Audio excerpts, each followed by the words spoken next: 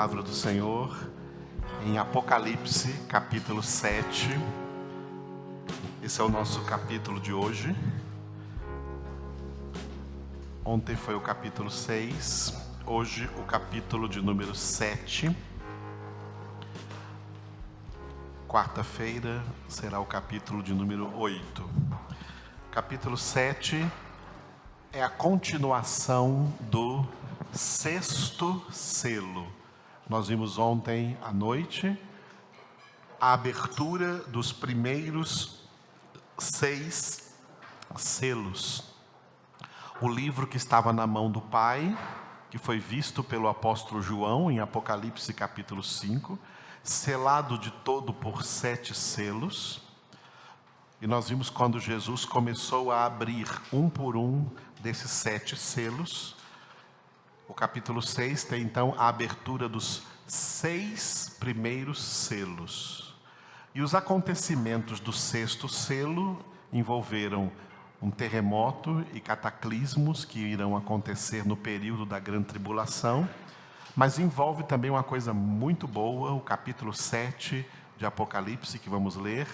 É a profecia de um grande avivamento que vai acontecer na terra durante esse período dificílimo que vai existir, a grande tribulação. Aí um período de 7 anos que virá na consumação aí do século antes do reino milenar de Cristo, fechando esse período histórico que nós vivemos. Então, o que vamos ler aqui no capítulo 7 é o acontecimento deste grande avivamento mundial na face da terra, em todas as nações da terra serão alcançadas por este avivamento, inclusive a nação de Israel. E ele faz parte, esse avivamento faz parte então do 6º selo. Amém? Todos abriram em Apocalipse capítulo 7? Então vamos ler juntos. Depois disto, vi 4 anjos em pé nos 4 cantos da terra, conservando seguros os 4 ventos da terra, para que nenhum vento soprasse sobre a terra, nem sobre o mar, nem sobre árvore alguma. Vi outro anjo que subia do nascente do sol, tendo o selo do Deus vivo, e clamou em grande voz aos 4 anjos, aqueles aos quais fora dado fazer dano à terra e ao mar, dizendo: não danifiqueis nem a terra, nem o mar, nem as árvores, até selarmos na fronte os servos do nosso Deus. Então ouvi o número dos que foram selados, que era 144.000 de todas as tribos dos filhos de Israel. Da tribo de Judá foram selados 12.000, da tribo de Ruben 12.000, da tribo de Gade 12.000, da tribo de Aser 12.000, da tribo de Naphtali 12.000, da tribo de Manassés 12.000, da tribo de Simeão 12.000, da tribo de Levi 12.000, da tribo de Issacar 12.000, da tribo de Zebulon 12.000, da tribo de José 12.000, da tribo de Benjamim foram selados 12.000. Depois destas coisas, vi e eis grande multidão que ninguém podia enumerar, de todas as nações, tribos, povos e línguas, em pé diante do trono e diante do Cordeiro, vestidos de vestiduras brancas, com palmas nas mãos, e clamavam em grande voz, dizendo: ao nosso Deus, que se assenta no trono, e ao Cordeiro pertence a salvação. Todos os anjos estavam de pé, rodeando o trono, os anciãos e os 4 seres viventes, e ante o trono se prostraram sobre o seu rosto e adoraram a Deus, dizendo: Amém. O louvor e a glória e a sabedoria e as ações de graças e a honra e o poder e a força sejam ao nosso Deus pelos séculos dos séculos. Amém. Um dos anciãos tomou a palavra dizendo: Estes que se vestem de vestiduras brancas, quem são e de onde vieram? Respondi-lhe: Meu Senhor, tu o sabes. Ele então me disse: São estes os que vêm da grande tribulação. Lavaram suas vestiduras e as alvejaram no sangue do Cordeiro. Razão porque se acham diante do trono de Deus e o servem de dia e de noite no seu santuário. Aquele que se assenta no trono estenderá sobre eles o seu tabernáculo. Jamais terão fome, nunca mais terão sede. Não cairá sobre eles o sol, nem ardor algum, pois o Cordeiro que se encontra no meio do trono os apacentará e os guiará para as fontes da água da vida. E Deus lhes enxugará dos olhos toda lágrima. Aleluia. Glória a Deus. Este capítulo 7 é o relato, então, deste avivamento que está profetizado aqui nesse capítulo para acontecer durante os 7 anos de grande tribulação.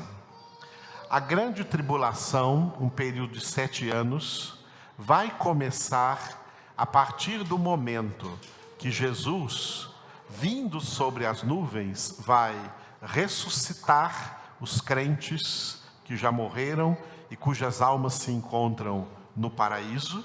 Esses crentes terão suas almas retiradas do paraíso, ganharão de volta os seus corpos, a terra vai devolver os corpos, e eles terão corpos glorificados, e se reunirão com Jesus sobre as nuvens. Jesus, então, após a ressurreição dos justos, essa é a ressurreição dos justos. Após a ressurreição dos justos, Jesus vai arrebatar da terra os crentes que estiverem vivendo em estado de fidelidade a Ele, a sua palavra, perseverando na santificação. Esses crentes não experimentarão a morte física, eles serão arrebatados e num piscar de olhos terão seus corpos transformados em corpos glorificados e se encontrarão com Jesus sobre as nuvens. Após esse encontro, Jesus vai levar todos os ressuscitados e arrebatados para o terceiro céu, a Nova Jerusalém. Será quando, então, pela primeira vez, os salvos entrarão definitivamente no céu, na glória de Deus, na Nova Jerusalém. Até agora, o único homem lá no céu é Jesus. João capítulo 3, versículo 13, diz isso. Ninguém subiu ao céu, senão aquele que desceu do céu, o Filho do Homem que está no céu. João 3,13. Os salvos só subirão ao céu por ocasião da vinda de Jesus. Jesus vem primeiro sobre nuvens. Quem está na terra não verá. O que as pessoas na terra verão são os crentes que serão arrebatados desaparecerem do lugar onde eles estavam. E muita gente na terra vai dizer que eles foram abduzidos por alguma nave espacial, por algum extraterrestre. Eles serão arrebatados para se encontrar com Jesus. E Jesus então levará todos esses crentes, desde os crentes do Antigo Testamento até os crentes da era cristã, depois da vinda de Cristo, esses mais de 20 séculos, que morreram convertidos, perseverando na santificação, obedientes à palavra de Deus, serão então levados para o céu definitivamente. Então nós teremos duas realidades acontecendo durante um período de 7 anos. 7 anos lá no céu, esses crentes que vão ser levados por Jesus lá para o céu, durante 7 anos, enquanto tem 7 anos de grande tribulação na terra, os crentes no céu passarão pelo tribunal de Cristo e pelas bodas do Cordeiro. O tribunal de Cristo será o julgamento das obras. O que esses crentes fizeram na terra em nome de Jesus, por causa de Jesus. Como cada crente exerceu o seu ministério de crente. Tem gente que pensa que ministério é só igual eu estou aqui, como um pastor na frente de uma igreja. Então eu tenho ministério. Não. Todo crente é um ministro de Deus. Todo crente tem ministério. O que você fez no seu ministério, o seu ministério de ser testemunha de Jesus, aonde quer que você esteja, diante das pessoas que convivem com você nas suas circunstâncias, se você evangelizou essas pessoas, se você pregou para elas, se você deu testemunho, o que você realizou no seu ministério cristão, você não tem apenas uma vida cristã, você tem na sua vida cristã um ministério cristão, um serviço. Ministério significa serviço e você tem serviço. Muitos crentes ficam aí enganados, pensando que serviço para Deus é feito só assim, entre 4 paredes onde nós estamos agora. Não foi isso que Jesus disse, não. Aqui é um quartel-general apenas para a gente se reunir e aprender a palavra de Deus. O nosso ministério é ser sal da terra e luz do mundo. É lá fora o nosso ministério. É no meio das suas circunstâncias, da sua realidade social, profissional, estudantil, familiar, onde você vive a sua vida.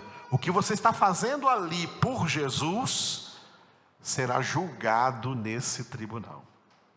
Se o que você fez não valeu nada, é comparado a madeira, feno e palha.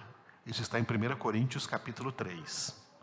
Essa obra será queimada. Você está salvo, viu? Fica tranquilo. Mas a obra está queimada.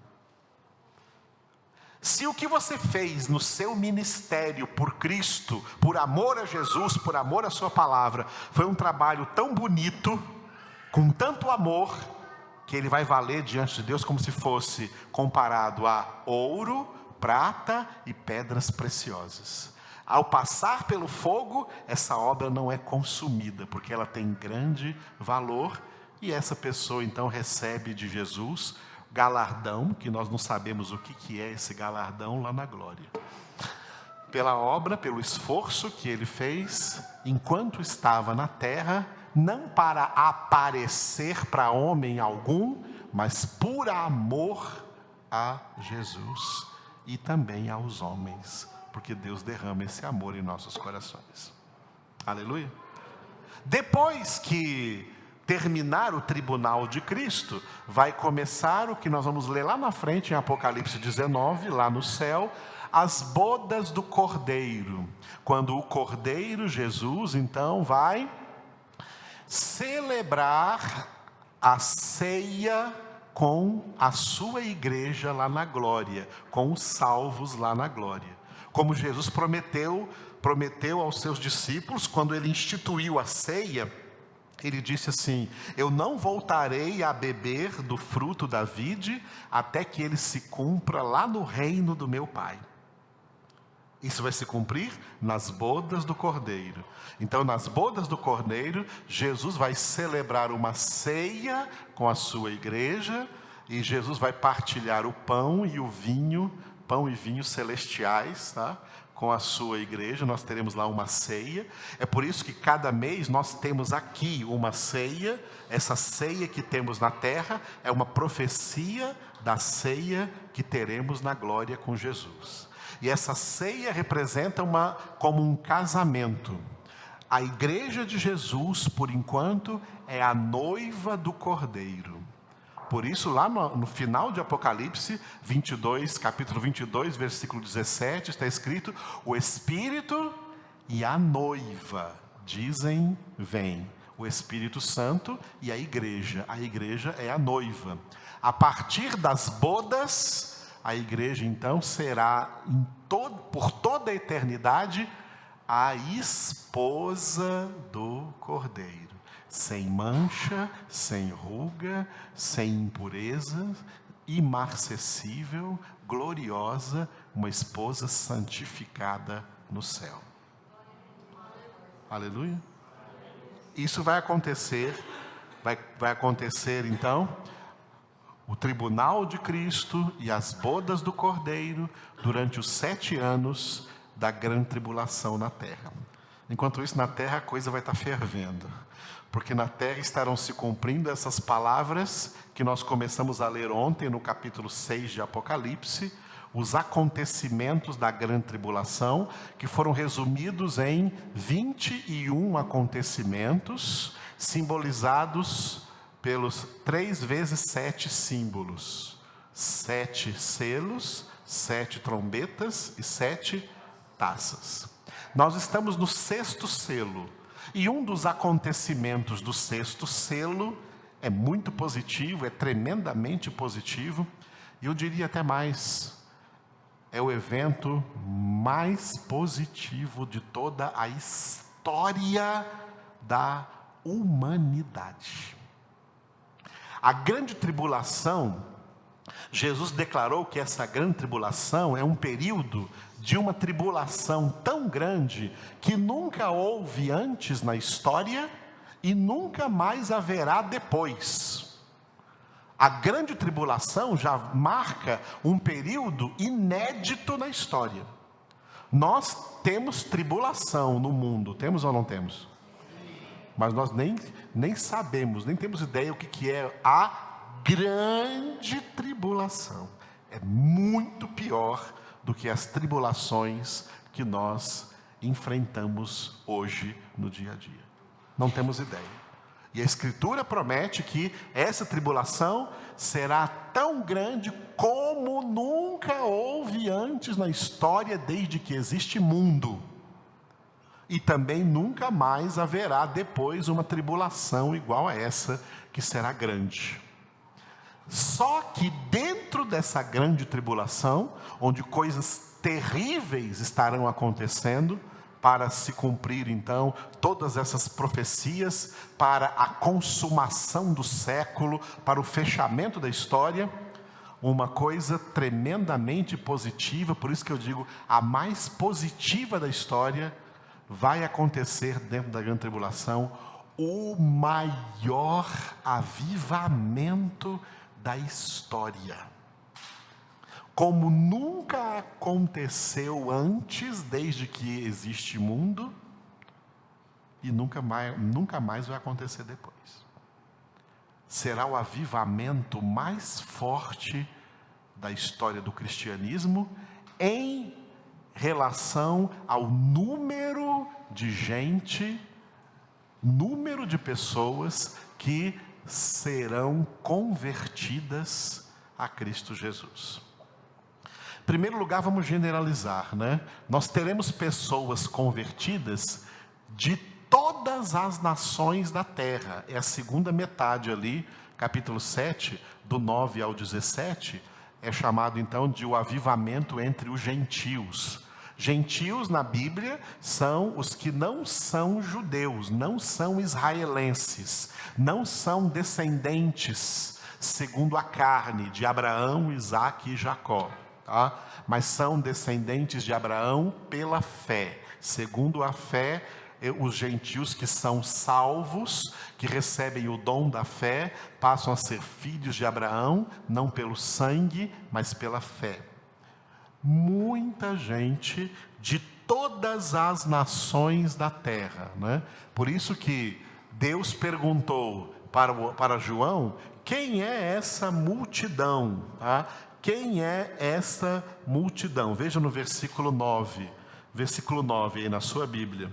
Depois dessas coisas, vi e eis grande multidão que ninguém podia enumerar. Não dá para enumerar, tá? Daqui a pouco nós vamos ver uma que foi enumerada, mas essa multidão aqui não dá para enumerar. Um número incontável de pessoas, e as pessoas são oriundas de onde? De todas as nações, tribos, povos e línguas, em pé diante do trono e diante do Cordeiro, vestidos de vestiduras brancas, com palmas nas mãos, e clamavam em grande voz, dizendo: ao nosso Deus, que se assenta no trono, e ao Cordeiro pertence a salvação. No versículo 13, está escrito que um dos anciãos tomou a palavra, dizendo, fazendo uma pergunta para o apóstolo João: estes que se vestem de vestiduras brancas, quem são? De onde vieram? E a resposta de João: respondi-lhe, meu Senhor, tu o sabes. Ele então me disse, o que está aqui na parede, são estes os que vêm da grande tribulação. Lavaram suas vestiduras e as alvejaram no sangue do Cordeiro. Leiam. São estes os que vêm da grande tribulação. Lavaram suas vestiduras e as alvejaram no sangue do Cordeiro. Lavar as vestiduras e alvejar é o significado da conversão e da santificação. Os 3 níveis da salvação, que a maioria de vocês aqui já conhece, quais são mesmo? Conversão, santificação e glorificação. Aleluia. Esses são os 3 níveis da salvação. Nós somos alcançados pela obra da salvação, pela conversão. Logo após a conversão, nós entramos na santificação, que vai durar toda a nossa vida e que vai encerrar então com a glorificação por ocasião da vinda de Jesus. A conversão e a santificação, elas estão aqui representadas por esse verbo lavaram, verbo lavar, lavaram suas vestiduras. Lavar as vestiduras representa a conversão. Na conversão a nossa vida é lavada. Na conversão a nossa alma é lavada. Na conversão a nossa consciência é purificada. Na conversão nós somos lavados dos nossos pecados. Mas precisamos ir além da conversão para a santificação. A santificação aqui tem o verbo alvejar. Eles não apenas lavaram as suas vestiduras, mas também as alvejaram no sangue do Cordeiro. Tá? Então é como se aquela dona de casa que pega uma roupa branquinha, que foi toda suja de lama, primeiro ela lava para tirar o grosso, mas depois de lavar ainda fica umas manchas, né? Ainda não fica aquele branco perfeito, não é isso? Aí ela compra aquele, sei lá qual que é o negócio aí, como é que é o nome dos produtos químicos aí. Minha mãe usava um quadradinho assim, parecia uma balinha azul, chamada anil. Alguém lembra isso? A pedra do anil era para alvejar aquela roupa. Já foi lavada, agora precisa ser, depois de alvejada, aí você pegava a camisa, estava assim, branquinha, né? Branquinha a veste. Então, lavar. O verbo lavar aqui representa a conversão. E o verbo alvejar representa a santificação. Glória a Deus. A Bíblia diz que sem santificação, ninguém verá o Senhor. Tá? Ele não quer nenhuma roupinha, mas só mais ou menos lavada, não. Ele quer uma roupinha alvejada. Como diz o cântico, o hino da harpa aí, né? Alvo mais que a neve. Aleluia. Essa multidão, portanto, aqui, de pessoas de todas as nações, inclusive do Brasil, viu, irmãos? Pessoas de todas as nações. Pode ser que algum parente seu esteja incluído aqui, tá? Pessoas de todas as nações, muita gente vão se converter dentro da grande tribulação. Dentro da grande tribulação haverá um grande avivamento na terra. Não vai ter só coisas negativas, não. Uma coisa extremamente positiva. Esse grande avivamento vai acontecer. Aleluia. Se você ficar para a grande tribulação, você vai ter essa chance. Vai ter um grande avivamento dentro da grande tribulação. Aleluia. Agora, até o versículo 8, né? Até o versículo 8, nós vemos o avivamento entre os judeus, que é representado agora aqui pelos 144 mil selados. 12 mil de cada uma das 12 tribos de Israel. Essas 12 tribos de Israel, que já perderam sua genealogia por aí na história, pelo menos as 10 tribos do norte, do reino do norte, naquela época, depois de Salomão, em que o reino foi dividido, aquelas 10 tribos do norte se perderam completamente. Quem era daquelas 10 tribos não vai achar mais nenhum registro genealógico. As tribos do sul, para o sul ficaram, na verdade, 13 tribos. A gente fala 12 tribos, porque a tribo de José foi dividida em duas, Efraim e Manassés. Então a tribo de José, que contava uma só tribo, passou a contar 2 tribos. Então ficaram, na verdade, 13 tribos. 13 tribos ao norte, 10 tribos ao norte e 3 tribos ao sul. As 3 tribos que ficaram no sul, que passou a ser chamado de o reino de Judá, no Antigo Testamento, e na época de Jesus foi chamado de Judeia, o estado da Judeia, ganhou esse nome de Judá ou de Judeia, né? De Judeia, e também depois eles ganharam o nome de judeus por causa do nome de Judá, esse de quem Jesus descende, né? Esse descendente de Abraão, Isaac e Jacó, filho de Jacó, chamado Judá, e era na tribo de Judá que estava acontecendo a linhagem messiânica, a linhagem do Messias, até chegar em Jesus. Por isso a gente lê isso em Mateus capítulo 1, naquela genealogia que começa dizendo que Jesus é filho de Davi, filho de Abraão. E aí ele vem descendo a partir de Abraão. Abraão gerou Isaac, Isaac gerou Jacó, Jacó gerou Judá. E aí por diante até chegar em Jesus. A linhagem messiânica estava na tribo de Judá, a maior tribo do sul. Outra grande tribo que ficou também no sul foi a tribo de Levi, a tribo dos sacerdotes do Antigo Testamento, porque eles serviam como sacerdotes no templo construído pelo rei Salomão, e esse templo ficava na capital do reino de Judá, que é Jerusalém. Então Jerusalém ficou no reino do sul, e os levitas então ficaram aí. E também ficou a tribo do irmão caçula de José, a tribo de Benjamim, também ficou aí no sul. Tribo que passou por uma história terrível, quase que foi exterminada, mas não foi completamente exterminada. Hoje, nos documentos em Israel, é possível achar as genealogias dessas 3 tribos, de Judá, de Levi e de Benjamim. Das outras tribos, de Simeão, de Issacar, das 2 tribos de José, Efraim, Manassés, não se acha nada, foi tudo perdido e destruído pelos assíricos que tomaram todo o reino do norte de Israel.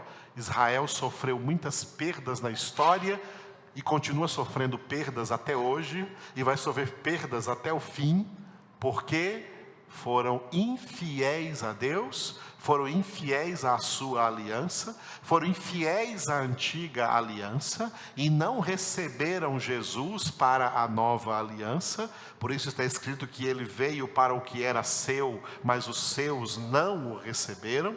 E o último acerto de contas que Deus ainda vai fazer com a nação de Israel será dentro da grande tribulação, e Israel vai ter um acerto de contas muito positivo, porque Deus estabeleceu um determinado número, que nós podemos entender simbolicamente como 144 mil, não significa que esse é um número exato, mas é um número simbólico, de judeus que vão se converter a Jesus Cristo durante a grande tribulação. Amém, queridos? Amém. Quando na história um grande número de judeus assim se converteu? Nunca.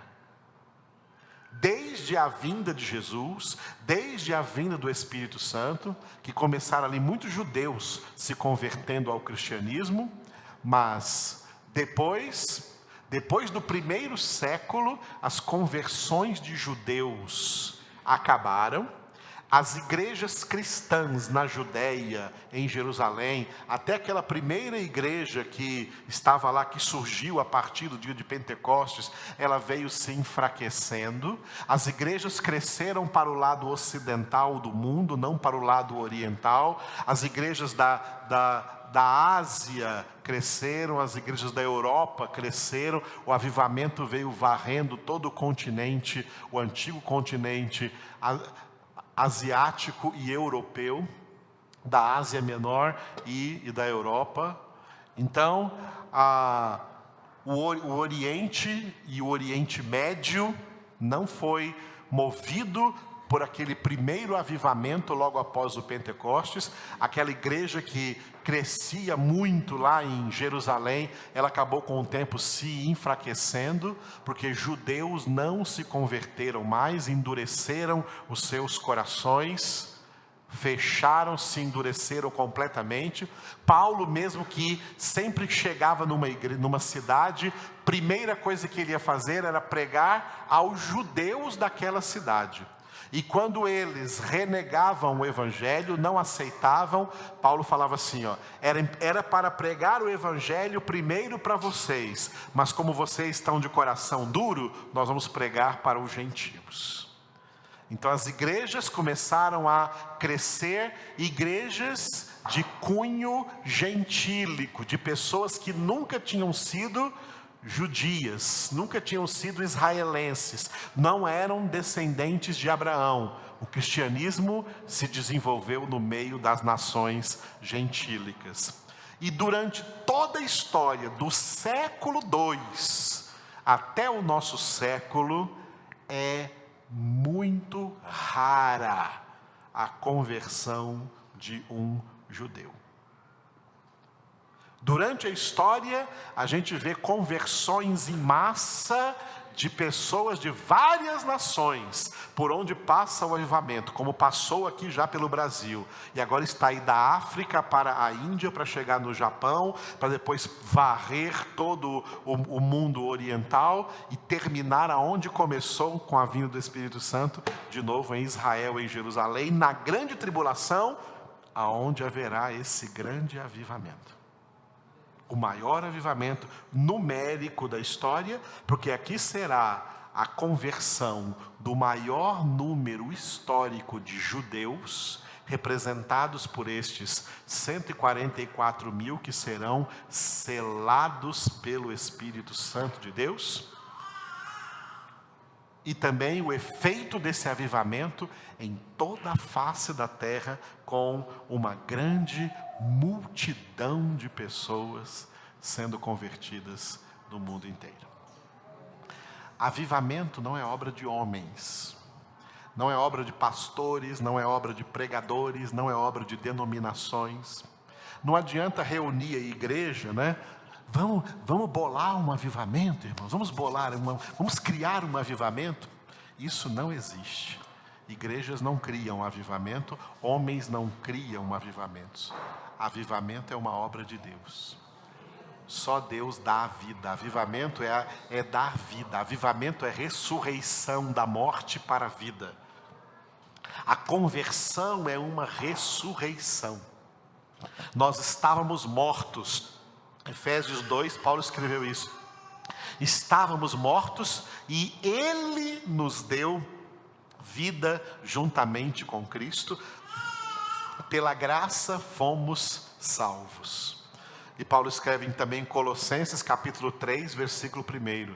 Se já fostes ressuscitados com Cristo, buscai as coisas lá do alto, onde Cristo vive, assentado à direita de Deus. Pensai nas coisas lá de cima, porque agora vocês estão mortos para o mundo e vivos para Deus.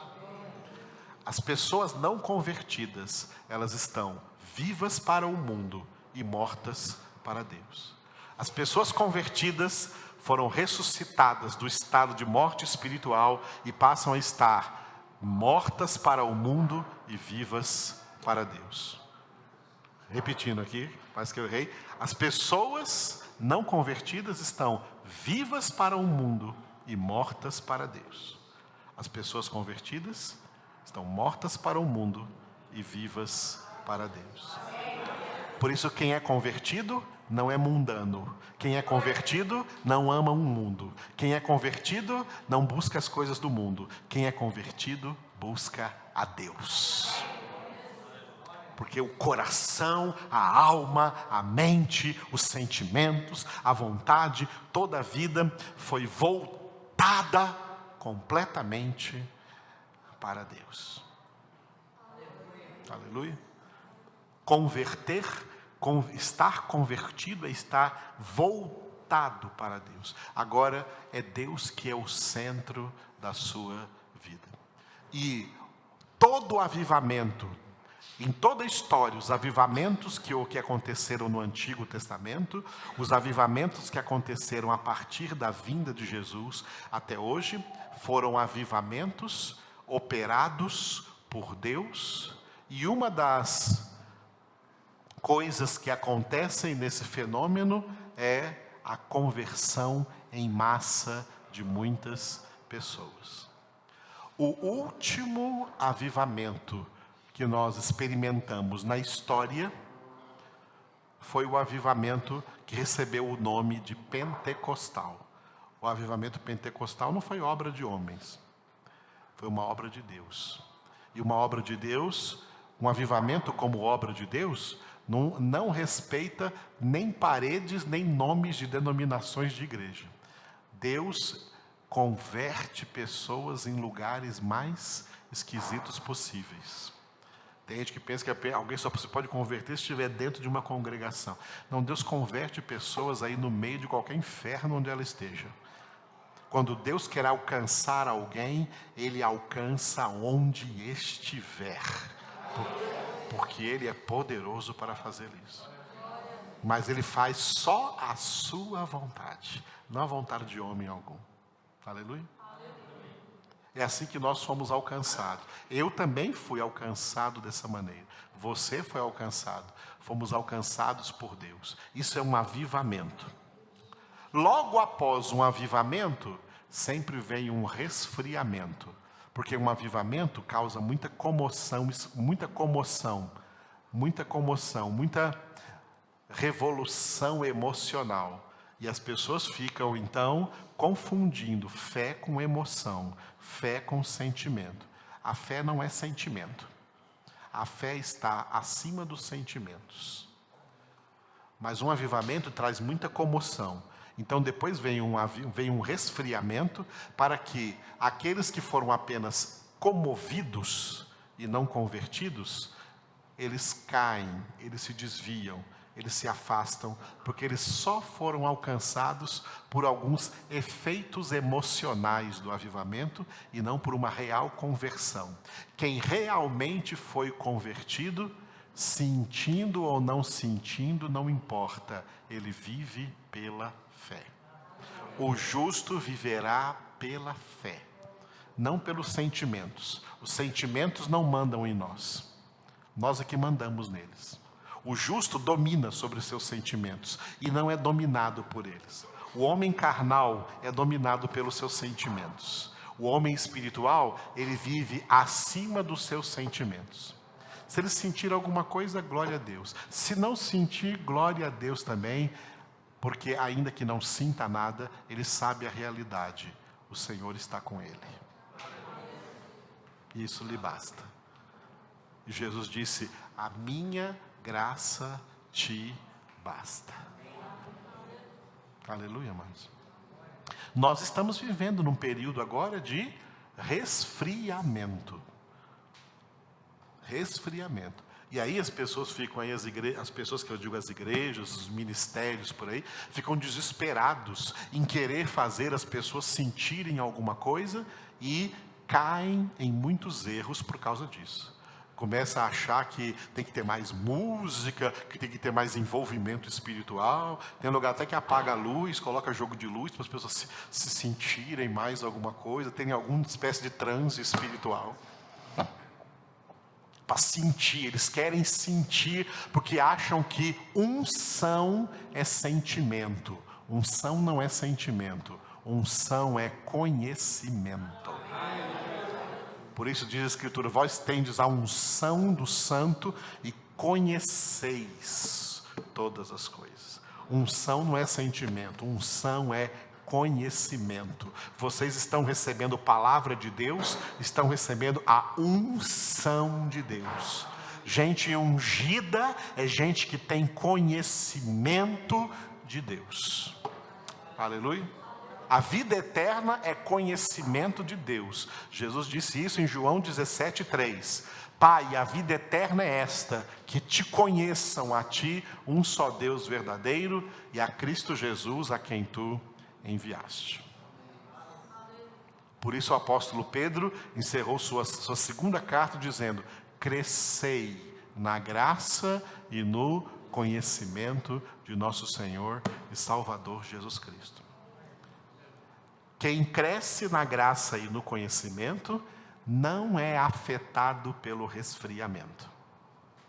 Quem não cresce, quem fica na infantilidade, na imaturidade espiritual, aí a busca de emoções, pensando que fé é emoção, não vai achar, vai cair, vai enfraquecer, não vai se fortalecer, porque não tem palavra. Fica só com esse negócio de ritualismo religioso, não adianta nada. Campanha religiosa, falsos avivamentos aí, musicais, muita música, muito show, muito blá blá blá, muito oba oba. Amados, não adianta não. Isso não é avivamento. Estamos vendo resfriamento. O avivamento é pessoal. E o avivamento é realizado dentro de nós se nós nos centralizarmos na personalidade que nós vimos perfilada no Salmo 1. Formos aquele homem bem-aventurado que não anda no conselho dos ímpios, que não se detém no caminho dos pecadores, nem se assenta à roda dos escarnecedores. Antes, o seu prazer está na lei do Senhor, e na sua lei medita de dia e de noite. Ele é como árvore plantada junto à corrente de águas, que dá fruto na época própria, cuja folhagem nunca murcha, e tudo quanto faz prosperará. Esse é o avivamento dentro de nós. Fora de nós aí, não tem avivamento acontecendo, não, tem resfriamento. O próximo avivamento que vai acontecer é esse aqui, dentro da grande tribulação, porque Jesus está voltando. Portanto, cada um faça agora a manutenção do seu avivamento pessoal. Mantenha-se vivo, mantenha-se ressuscitado, mantenha-se cheio do Espírito Santo, mantenha-se meditando na palavra, mantenha-se orando sem cessar, mantenha-se congregando, mantenha-se em vigilância, Porque aí fora o que está acontecendo é o que Jesus profetizou em Mateus 24, a multiplicação da iniquidade. O mundo vai ficar cada vez pior. Nós, que temos o Espírito de Deus, é que temos que ficar cada vez melhores, cada vez mais santos, em nome do Senhor Jesus. Glória a Deus. Curva a sua cabeça um momento e oremos. Obrigado por essa palavra, Senhor, que nos revelaste nessa noite, para compreendermos essas coisas, Senhor. Obrigado, Senhor, por esse avivamento que está profetizado para a grande tribulação. Tudo vai acontecer como o Senhor revelou, e sabemos que uma grande multidão de pessoas ainda converter-se-ão a Ti, Senhor, porque o Senhor opera grandes maravilhas. Obrigado, Senhor, porque nos escolheste antes da grande tribulação, nos escolhestes para viver nesse tempo que nós agora vivemos, nesse tempo no qual nós precisamos crescer na Tua graça, no Teu conhecimento, no Teu amor, na Tua santidade, na Tua presença. Enche-nos, Senhor, com Teu Espírito Santo. Enche-nos, inunda nossos corações, para que vivamos, Senhor, na Tua presença em santidade, para que perseveremos, Senhor, na santificação, sem a qual ninguém verá o Senhor. Nós queremos ver a Tua face, queremos andar contigo, queremos experimentar o Teu amor e a Tua presença todos os dias da nossa vida. Senhor, acorda-nos, desperta-nos, não deixe, Senhor, que o mundo nos adormeça, que essa atmosfera de ateísmo no mundo nos adormeça espiritualmente, que nós estejamos alertas diante de todas as coisas que acontecem, ouvindo o que Teu Espírito diz às igrejas, ouvindo, Senhor, a Tua voz e a Tua palavra, falando aos nossos corações, aquecendo e ardendo dentro de nós todos os dias, para perseverarmos até o fim, porque Tu disseste, Senhor, que aquele que perseverar até o fim, esse será salvo. Dá-nos essa perseverança, em nome de Jesus.